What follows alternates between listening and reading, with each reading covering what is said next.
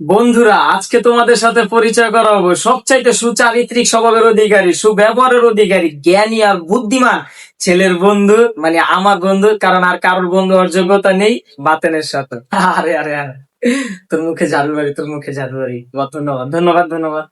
আচ্ছা, এই যে মহল্লার ভিতর কারো যদি কোনো বিপদ আপদ হয়, আর সেই বিপদে আপনার সবার আগে ঝাঁপিয়ে পড়া, সবার আগে ছুটে যাওয়া, সবার আগে ঝাঁপিয়ে পড়ে সেই বিপদটাকে বাড়িয়ে তোলা, সেই নিকৃষ্ট মনোভাবটা কি ভিতর থেকে আসে নাকি এটা আগে থেকেই ছিল? ধন্যবাদ ধন্যবাদ ধন্যবাদ, তোর মুখে জুতোর বাড়ি।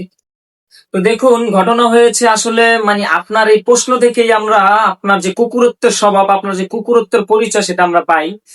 আর আপনি যে মানুষের পর্যায়ে নেই সেটা কি আপনি জানেন? আর এটা, হ্যাঁ, আমারও দোষ, কারণ সঙ্গ দোষ। সঙ্গ দোষ বলতে তো একটা ব্যাপার স্যাপার আছে, সেটা মানছেন না কেন? সেটাও তো মানতে হবে। আপনার সাথে আমার যে সঙ্গ, এটাই আমার। স্টপ স্টপ স্টপ স্টপ, আমরা টপিকটা চেঞ্জ করি। আচ্ছা, আপনার কাছে আমার আরেকটা প্রশ্ন। এই যে কারো থেকে যদি আপনি টাকা ধার নেন, সেই টাকাটা কি ফেরত দেওয়া উচিত নাকি উচিত না? হ্যাঁ, অবশ্যই দিয়ে দেওয়া উচিত।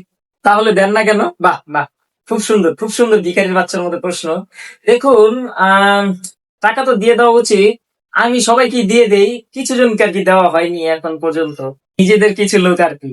হ্যাঁ, ওই কিছু জন আর কি বাকি। দেখুন, চাইলে কিন্তু আমি আজকে গিয়ে দিতে পারি, তো দিচ্ছেন না কেন? আমি চাইছি না, ব্যাপারটা বুঝুন। আমি চাইছি ভিখারি ভিখারি থাকে। আরে, আপনাকে যতটা ফালতু ভেবেছি, আপনি তার চাইতে অনেক নিকৃষ্ট, মানে অনেক লম্পট দেখেছি, কিন্তু আপনি তাদের মধ্যে একবার অন্যতম। আরে আরে আরে, আপনার সামনে আর আমি কি? আমি তো আপনারই শিষ্য নাকি? আচ্ছা, আপনার কাছে আরেকটা প্রশ্ন, আপনি মতামত দিবেন আর কি। তো আমরা জানি প্রত্যেকটা মানুষেরই কিছু না কিছু গুণাগুণ থাকে। তো এইটার বিষয়ে আপনার কি মতামত? হ্যাঁ, অবশ্যই থাকে, থাকবে না কেন? তো আপনি প্রমাণ করেন যে আপনি মানুষ। বাহ বাহ বাহ, খুব চমৎকার, খুব চমৎকার। আসলে খুব ভালো লাগলো, কারণ আমি অনেকদিন ধরে চেয়েছিলাম কোন এক জানোয়ার আমাকে এই ধরনের একটা প্রশ্ন করুক, যেন আমার খারাপটা না লাগে।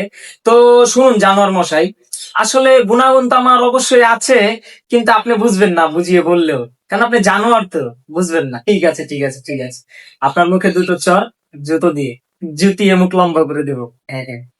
তো আপনার এই যে মহল্লার বুকে একটা এক্সাম্পল সেট করা, মানে আপনি যে সবার সামনে এগিয়ে আসলেন উদাহরণ হয়ে, যে বাচ্চাদেরকে বলা হয় যে পড়ালেখা না করে ওর মতো হয়ে যাবে আর কি, সব বাচ্চাদেরকেই ভয় দেখানো হয় আপনাকে দেখিয়ে। তো আসলে এটার পিছনে আপনি কাকে কৃতিত্ব দিতে চান? বাহ বাহ বাহ, হারামজাদা, বাহ ডেঙ্গিনুর, বাহ। দেখুন, আপনার বাড়িতেও কি আমার উদাহরণই দিত, মানে সেম কথাই বলতো? হ্যাঁ, আমার বাড়িতেও আপনারই উদাহরণ দিত আর কি, কিন্তু দেখুন, তাও আপনি নিজের চেষ্টায় আমার থেকে অনেক বাজে জায়গায় চলে গেছেন। মানে কেউ চাইলেও আপনার জায়গায় যেতে পারবে না। সে যত খারাপ পড়াশোনা করুক, সে যত নেশা খাও, ডেন্ডি বা গাঁজা গাঁজা গুলিয়ে খেলেও যেতে পারবে না আপনার জায়গায়। মানে আপনি নিচে চলে গেছেন একেবারে।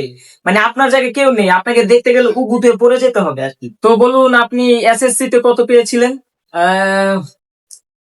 Look, what more can I say to, আপনি ইংলিশে যেন কত পেয়েছিলেন? আমরা সাধারণত জেনে থাকি, মানে বাংলায় কত পেয়েছিলেন?